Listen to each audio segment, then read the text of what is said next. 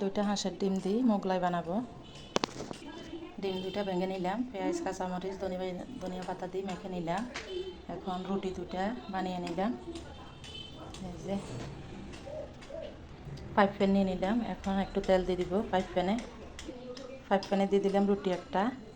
এখন ডিমের মিশ্রণটা ঢেলে দিব এখানে, এভাবে দিয়ে দিলাম। উপরে রুটি আটটা দিয়ে দিলাম রুটি আটটা। এখন চুলা বসিয়ে দিব।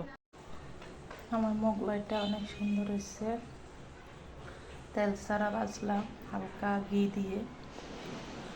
এখন কেটে দেখাবো। মাশাআল্লাহ, ডিম ভরপুর হয়েছে। ওয়াও, তেলাপিয়া মাছ রান্না করব। এখানে মশলা কষিয়ে নিলাম, তেলটাও করে বসে গেল। এখন মাছটা দিয়ে দিব।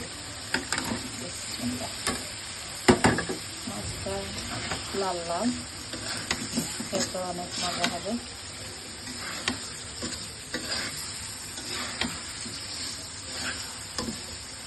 ভালোভাবে কষিয়ে নেব 10 মিনিট।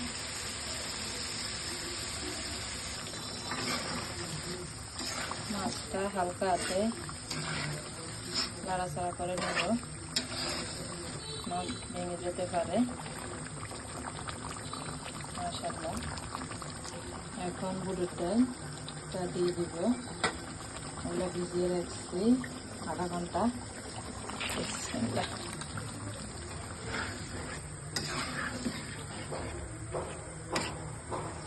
বুটের ডাল সিদ্ধ হতে সময় লাগবে।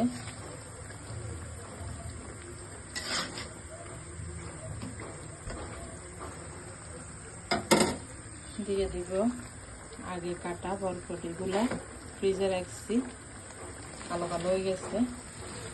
বিসমিল্লাহ।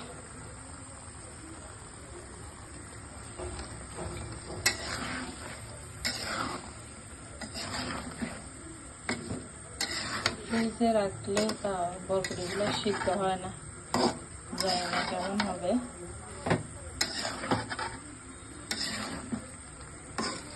দিয়ে দিব গরম পানি।